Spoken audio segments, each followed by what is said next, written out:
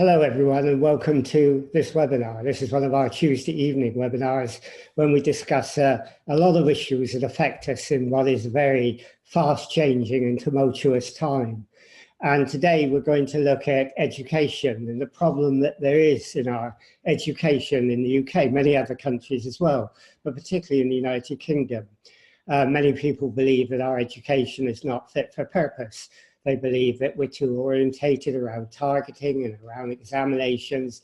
We're not skilling people in the right way, and we're not having an education that's relevant to people's future and aspirations. And we've got two people with us today, Evan Parker and Terry Loane, who is going to discuss this with me.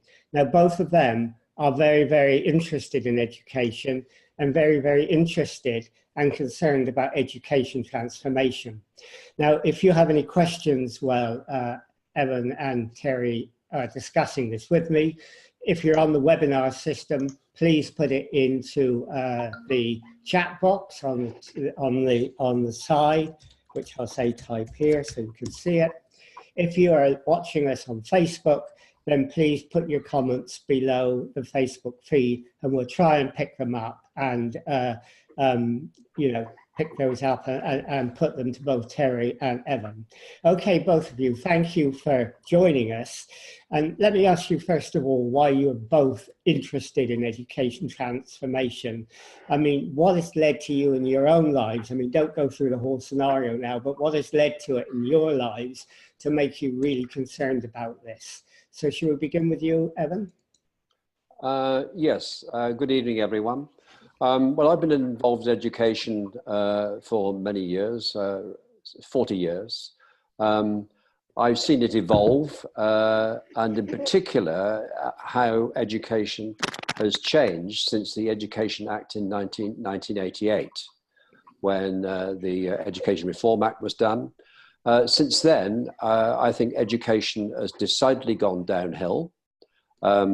I was a governor at schools. I've taught at university, and I've also received duties for about 30 years. So the products of our schooling system have come into my office in October, and we've talked, and we talk about pretty fundamental things. And I've always been a little worried that they seem increasingly, or is it almost exhausted from the process of education. They've been battered by it. And when you see them late September, early October, they seem to have really want to almost be refreshed. So something has gone wrong within the education system for sure. That's how my perception of that. Okay, well, let's go through some of those points in a minute. And Terry, what's led you to your journey on this? Well, like Evan, I've got quite long experience in education and actually extremely varied experience. My teaching career started way back in 1971, and I've taught at every level, and I've supported and trained teachers at every level, actually from early years through to working with postgraduate higher education students and also adult learners. I've also worked on the vocational learning side, working with apprentices on the old NVQs, and taught and designed courses online. So and now that I'm retired from paid work, I'm really reflecting on that very varied experience as an educator. And I would endorse what Evan said about education having gone downhill. And the interesting thing, I think Evan talked about his experience of seeing people arrive at university and feeling that they're exhausted, perhaps a bit disillusioned with learning. No matter whom I talk to, whether it's parents, teachers, academics, or young people themselves, there's this increasing dissatisfaction and deep unhappiness with the school system and the education system more generally. And I feel very strongly that I want to reflect on my very broad experience of education and suggest and campaign for how we could actually put things right. Sounds a bit extreme, but how we could get away from all this disillusionment and disenchantment that there is with education at the moment.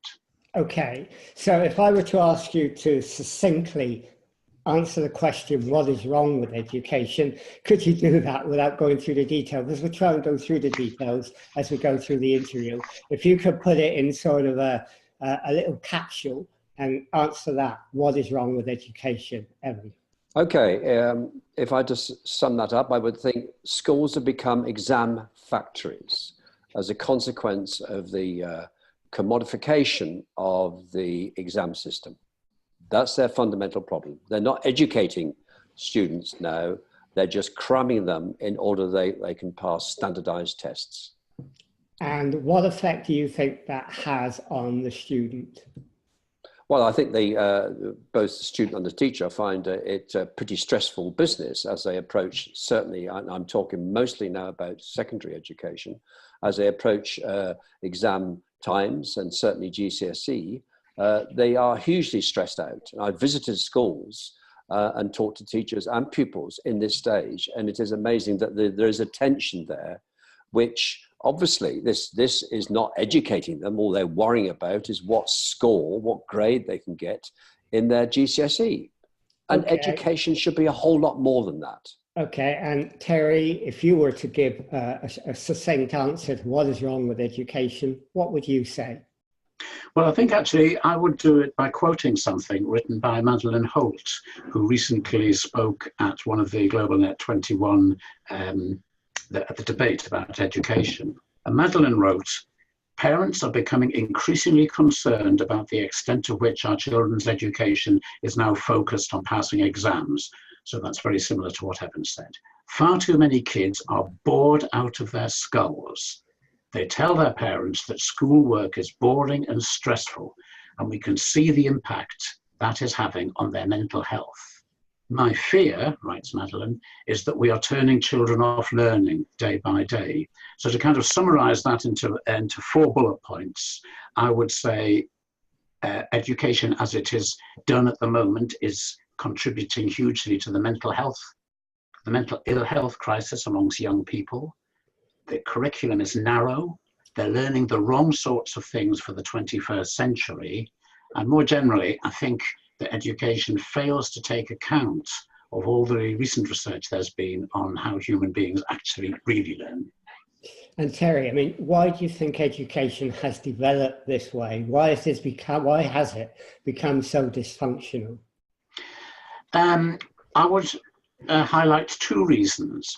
I think the first is to do with a small government neoliberal agenda, because if you're going to outsource education, either commercially or outsource it, as is done in this country, to academy trusts, and if you're going to create a competitive environment between schools and between different providers, then you've got to have a fairly simplistic measure, because then you can say that basically the contract goes to whoever can provide the cheapest and most efficient way of getting through tests. And that requires you to have a very reductive and simplistic way of testing. I think that's one reason. I would say the second reason is that we would all agree, no matter no matter what our views are on politics or education, we would all agree that the world these days seems a much more problematic, complex and difficult place than it did, say, in the 1960s. And none of us has the definitive answer to what should children be learning in the 21st century. It's a debate that we have to have, really. But the politicians' response to this has been to go back. It's been to deny the changes that are taking place in the 21st century, I believe, and to go back and say, well, let's just have a more demanding system of, a more demanding method of delivering the curriculum that was developed in the 1960s. And certainly, with Michael Gove's changes in schools, they're just going back to how schools were in the 1960s. And I think that's a very important element of the dysfunction as well. Okay, but Evan, schools to some extent do have to reflect the skills that are needed, don't they? And they do have to reflect what the employer wants. If everyone chose to do what they wanted to do, they'd probably do nothing that an employer might want in the future. So to some extent, the schools have to be led not just by students, but by the future needs of our society? Well, that was the skills revolution, so-called, that came in 1988 in the Education Act. And you can argue that there was a reason for doing that. Schools were not in a good state at that stage, and so they had to do something in order to do that. So managerialization came in big time, and really promoted education, demoted education to essentially become a commodity. It's now working within the capitalist system, and it's teachers, the schools schools now have to compete against one another by these stupid exam league tables. And the teachers all struggle to get the good grades. I've talked to teachers in comprehensive schools. They say the amount of resource that goes in trying to get D grade students up to C grade level in their fifth form to do GCSE is huge, because they get bonus points for that. And so the whole thing, education has really gone out of the ground. It's essentially now, you're in the market. Schools have now become part of the marketplace. They reflect our capitalist culture. And education is worth a whole lot more than an item that you can purchase. And just one finally, I've been associated with 2 or 3 flat moves, not that it's happened in the last few months. In all 4 occasions, the people were moving in order to move to a school that had outstanding grades given by Ofsted. So it's also affecting, it's within our culture now, deeply embedded in it.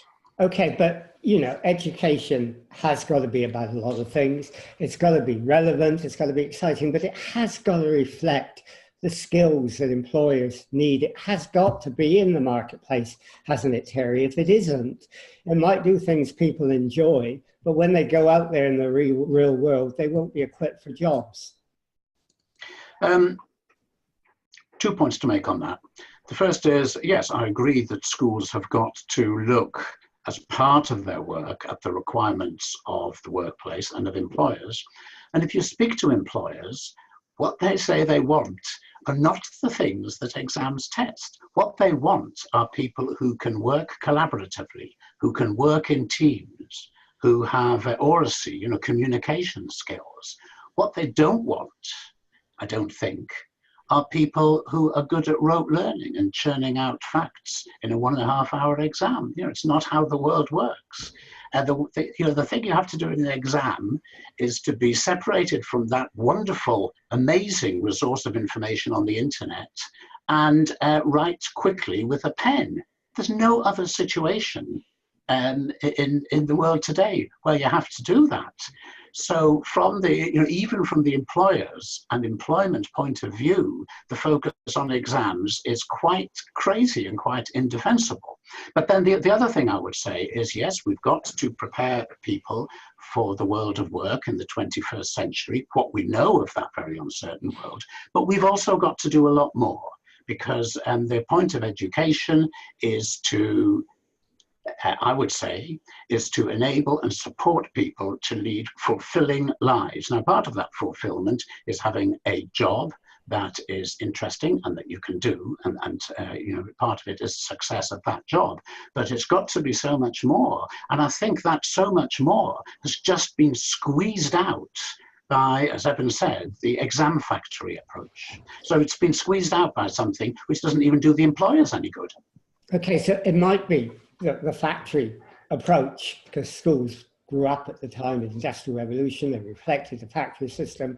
Agree with that, but we had a meeting last night which Evan came to, and Evan, you can answer this, in Conway Hall, where we looked at future work and what was going to happen in 10, 20, 30, 50 years time, and people there who were who had a lot of knowledge about that, who were well versed in discussing these things, couldn't answer those questions. Now, one of the problems is schools don't know that, teachers probably don't know that, the people who set the curriculums don't know that, because it's so difficult.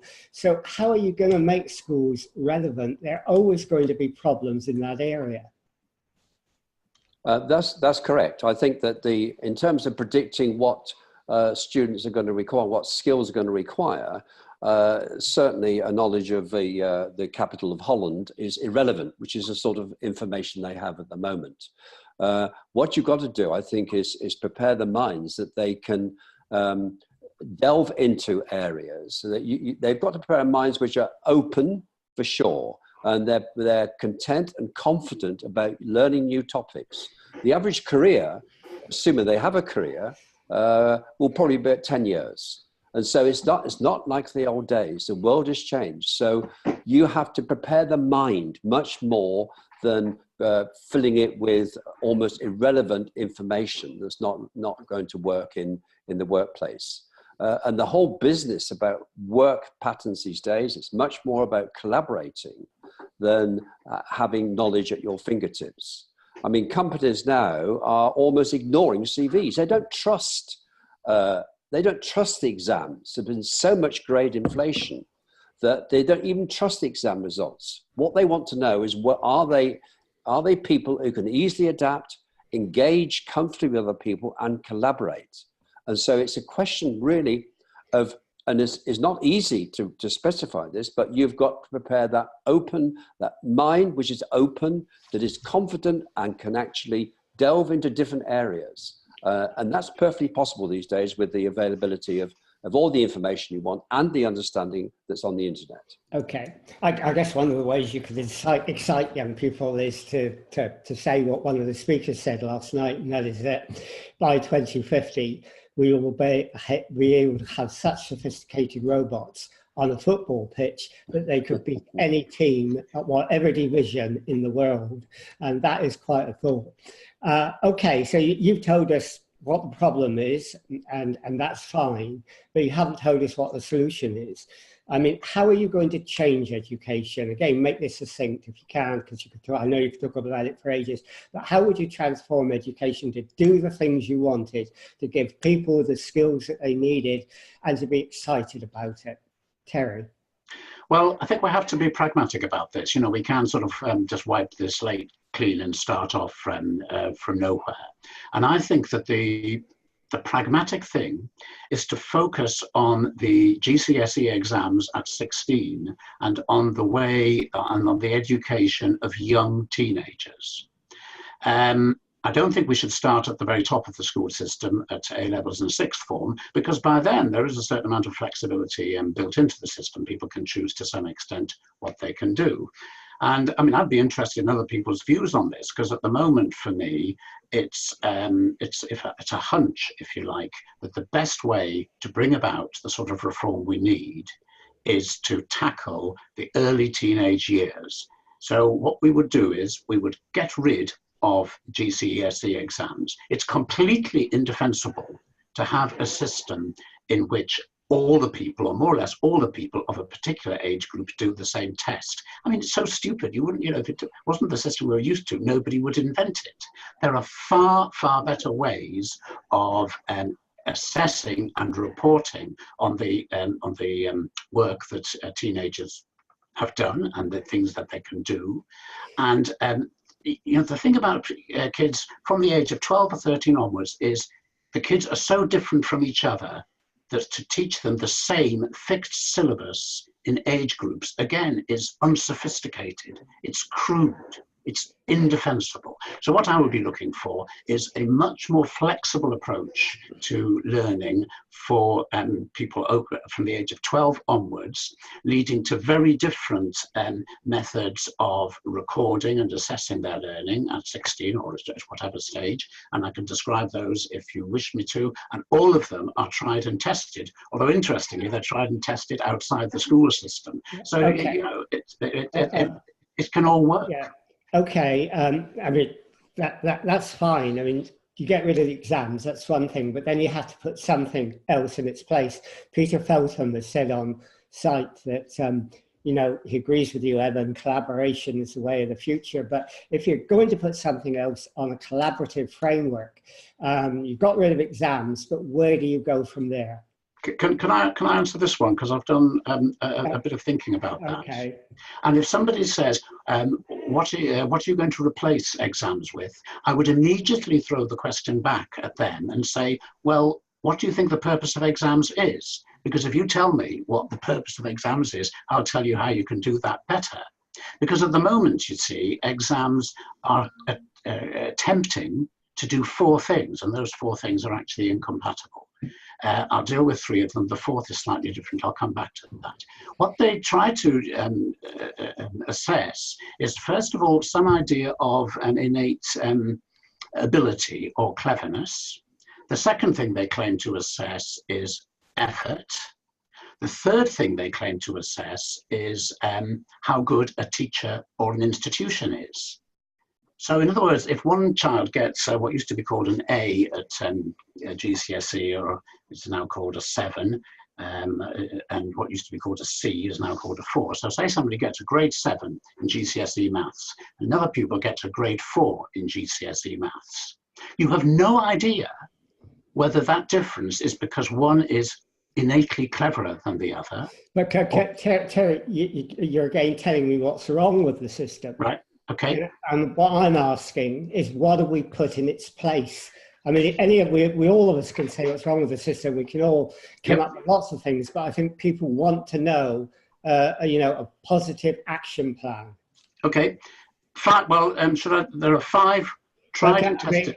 If you could do it very quickly, because time's running short. I want to get Evan in as well. Sorry. 5 tried and tested alternative ways of assessing and reporting on people's learning. One is a system of graded tests or graded references. And the thing that everybody knows about in there is the system of graded music exams. So you don't do a particular music exam at the age of 16. It depends on your level. So I've got no objection to tests if they're appropriate in certain circumstances. So that's one. Graded tests. Second one are portfolios of things that people have created. And this has been the tried and tested method of judging what people's capabilities are in the world of art and design since time immemorial. Electronic technology means that portfolios can really be applied to almost everything. So 2 is portfolios. 3 is logbooks. And logbooks have been used, people mostly know about logbooks through pilots of aeroplanes. So it's a way of recording what you have done and that your knowledge, if you like, is kept up to date. I've used logbooks on sailing courses and all sorts of like that. Yeah. Number 4 is observation and reflective discussion, which I've used in a lot of vocational learning. And the obvious example, which everybody knows about, of observation and reflective discussion is the driving test. And the last is competence checklists, because there are jobs, particularly safety critical jobs or safety critical qualifications, where actually, any mark below about 100% is unacceptable. You have to be able to tick off all the competencies. None of us would want to fly in a plane if the pilot knew what 75% of the controls meant. So 5 things there, all of which are tried and tested, and all of which are better than exams. Okay, they may be better than exams, that's fine, but I thought the changes that you were going to talk about were a lot more radical than that. They were about actually getting students to work in self-organized environments where they work together, they use the internet, and they go beyond that. Evan, are you thinking of those things? Absolutely. Number 1, I think the teacher involvement, we've got to have much more confidence in teachers. And that, I think, has a reflection on what teacher training is going to be like. Teachers can do a whole range of tests. They can decide one day that the critical thing is not teaching to a standardized test at the age of 16. What they can do is they can come in and give them a 2 hours notice. I'm going to give you a half-hour test on this. And that can be part of their assessment. They can, there's all sorts of AI techniques, artificial intelligence techniques coming on stream, which are just by looking at your face, can give you a clue whether you understand something. Because, I mean, a number of times you can nod your head, you really don't understand that. And with clever software now, and a lot of this learning, I think, will be done online. You can arrange that the assessment goes on continuously as they go through the software program, which teaches them how to add up, teaches them how to speak or whatever. And that's much clever assessment. It's much more nuanced assessment than coming up with a grade D at the age of 16. I know you're screaming that Employers want to know, well, what grade did you get? That's the culture these days. And increasingly, I think employers and future institutions that these students go to will make their own assessment. Oxford and Cambridge assess the students themselves. Yeah. Universities increasingly doing that. If you go for a job in a company, there's a round of 6 interviews. They almost throw your CV away because they don't trust it.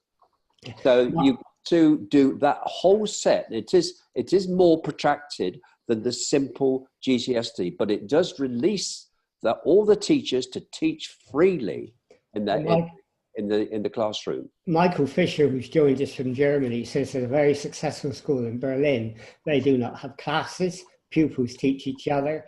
Teachers act as mentors. And it's orientated on the individual interests of students. Absolutely. All of that. No grades. Yeah, that's understood. This peer-to-peer learning is a much more effective way of learning than the teacher standing at the front of the class trying to impart information. The teacher is much more of a mentor, someone who nurtures the student through difficult times and guides the student. And the teachers are no longer going to be there primarily as the means of attaining information. There's much cleverer ways of actually getting that information these days. So this is all. So the whole assessment process is much more nuanced. It's ongoing. The teacher will still choose to give the odd, a quick exam. That's not a problem. To see, can that student handle pressure? You might choose to do that. So there's all sorts of much more complex assessment procedures, part of the normal teaching process. So Terry, is this the revolution that you want to bring around, to have this self-organized learning environment where teachers and mentors, where you use the internet, where you have sort of webs of learning rather than institutionalized learning, that it's a 21st century, almost digital world type of education? Yes, I mean, in giving you that list of 5 alternatives to GCSEs, I would take you to have come to the conclusion that I wasn't suggesting something quite radical, because I think I'm suggesting something quite radical.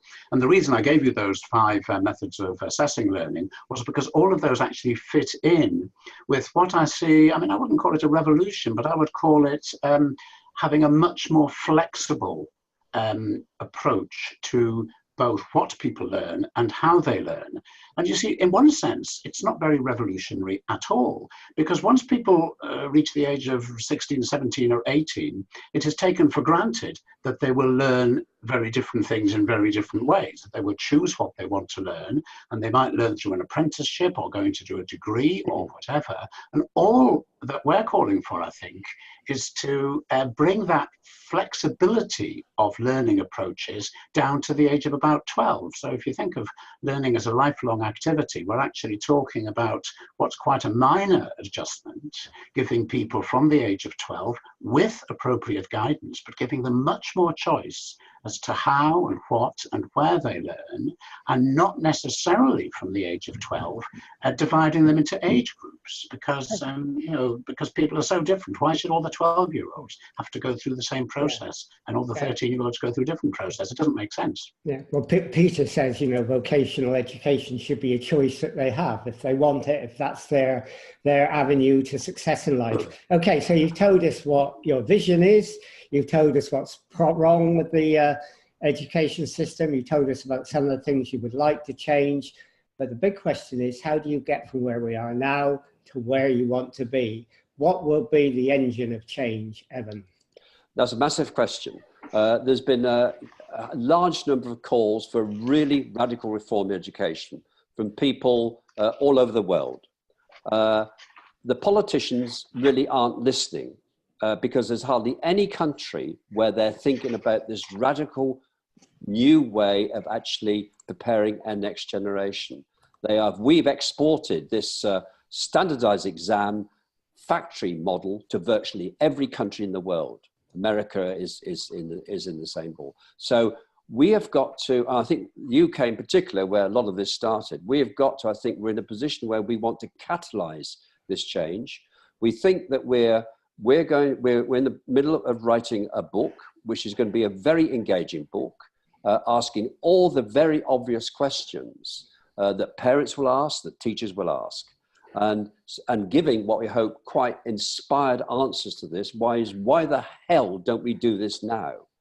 And so, and we're going to couple this with a social media stream on Twitter, Instagram, and Facebook, such that people can see this. And we will try and make this as intriguing, as interesting as possible. We will seek big media attention on this because it does not attract the media on this. Education reform is not really in the mind's eye. I mean, certainly not now, that's for sure. But so we want to get this as being a big topic, probably taken out of the hands ultimately of politicians. Not sure that politicians really have they only have a damaging effect on the way our education develops. Okay. So we're very ambitious on what we want to achieve, that's for sure.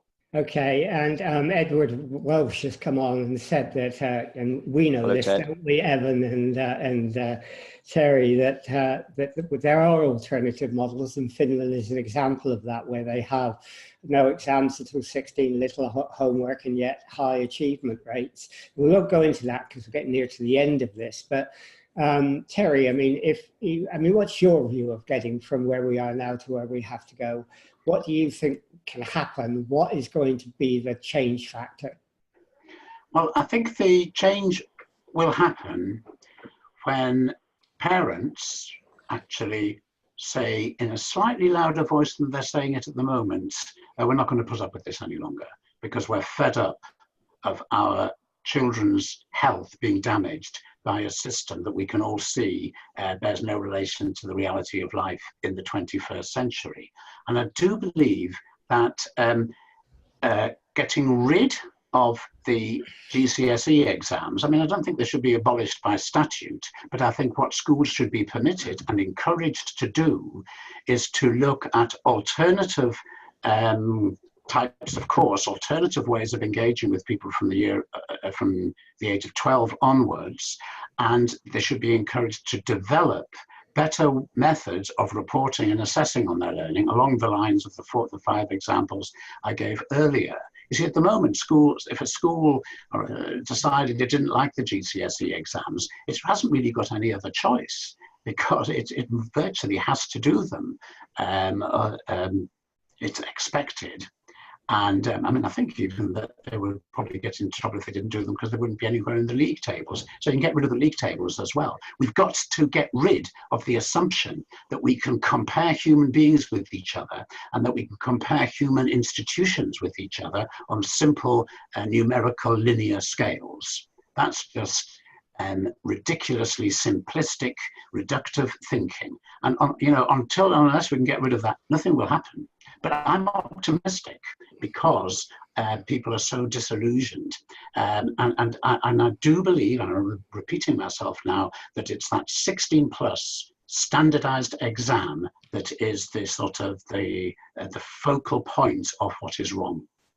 Okay, well, there's quite a lot of discussion going on the chat channel about the school in Berlin, and some people agreeing with you, and you can see that. But we're getting near to the end of our half-hour discussion now. So let me ask you finally, both of you, when do you hope your book will be published, and how can other people help you in your campaign to transform education? Evan? No, we hope to publish the book this year. We're in the middle of doing this. We need to get this right because we want it to be very engaging. I think it's not only a question of the parents coming on board, but I think the teachers will come on board big time. They are as fed up with the system as anyone else. I mean, probably more fed up. They're right at the coalface. So they will be very supportive. So we would want to simultaneously launch a book with this social media stream, which will last over a period of about 12 months. Where we will ask in the big questions, the questions that everyone will be asking, and providing the answers. And then we hope to, and we want to engage everyone in this. This is a nationwide conversation, from the politicians who currently run our system right to the people who've got children coming into the system. So it's a very broad brush we want to address. It's no use just getting at parents. We need to also get at politicians.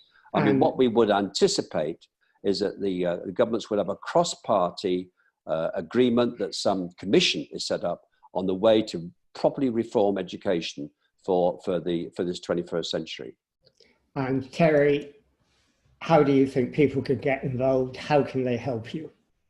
Well, I mean, I'd really like to hear from anybody who is interested in the sort of change that we've been talking about today. There aren't many Terry Loanes around, so I think I'm pretty easy to find on the internet. And I mean, I don't know, people can find me through the GlobalNet 21 Facebook page, for example. And if you're interested, please get in touch, because we'd like to hear examples of where good practice exists, and we'd like to hear from people who are committed to the sort of flexibility of change that we've been talking about. Okay, well, thank you, both of you. And, if anybody wants to get involved and they're interested, contact Terry or Evan, or contact me and I'll pass your names on. We're planning to have in May another meeting in Conway Hall around this education transformation theme. And maybe if you're interested, you can link in with Terry and Evan to put some input into what we do there, which would be really, really good. So thank you, both of you, for joining us, because I'm sure you've inspired a lot of people to think differently. You confirmed what I'm sure a lot of people already believe, that our education system is not fit for purpose and it does need drastic change. So let's hope this debate goes on, and let's hope this debate does turn eventually into positive action that will have a very advantageous effect on the education, not just of young people, but of everyone. So thank you for joining us, both of you, and let's end this webinar now.